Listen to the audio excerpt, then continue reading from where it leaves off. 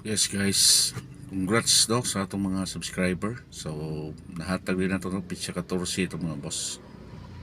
So duha pa to siya mga boss, bantay-bantay niyo no.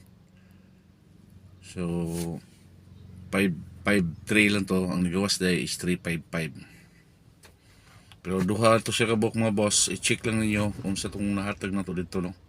Inay dihatag to siya. Na pa-maintain to siya para sa pista no. Sa pista yun to siya, pang pista yun to. Kaya sa magpista god, napipista sa Manila, napipista rin Cebu no.